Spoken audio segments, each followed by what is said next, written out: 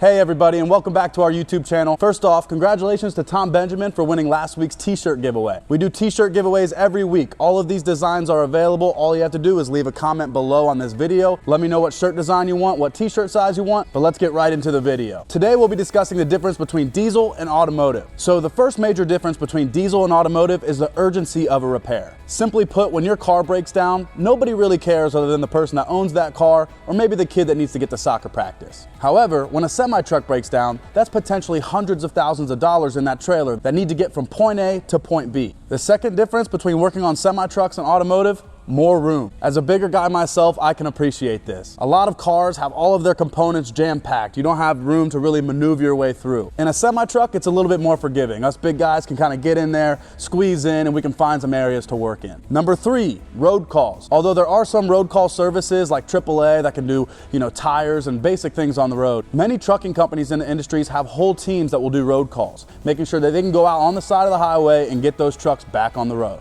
Number 4 is air brake systems. One of the biggest mechanical differences between a semi-truck and automotive is the brake system. Although air brakes are more complex, that means more money in your pocket if you know how to fix it. Number 5, holidays. Not everybody in the automotive business is working on Christmas. That's different in the diesel world. Semi-trucks run all the time. Just because it's New Year's Eve doesn't mean that truck doesn't need to get delivered. In fact, it means it needs to get delivered more than ever. Number 6, inspections. Semi-trucks are federally regulated, unlike automotive, meaning semi-trucks will go through a lot more scrutiny to make sure that they're in operable conditions. Number 7, it might be a little bit dirtier. A lot of people that work on cars, and I know there's exceptions, they get a nice clean vehicle coming into their lot. In the semi world, that might not be true. Think about the kind of trucks that work on diesel. Trash trucks, dozers, cranes, you name it. There's gonna be some dirt, some grease, and our mechanics like that. And to that point, number 8 is the variety of equipment that you can work on. Now, there are different kinds of cars, but like I said, in the diesel world, you can work on a wide variety of equipment. And number 9 and 10 is more money and more opportunity for growth. As I laid out, there's a so much higher demand to keep a semi-truck on the road compared to an automobile. And because of that, diesel mechanics are compensated. Not only that, there's so many opportunities for growth. Whether you want to become a master mechanic or a service manager,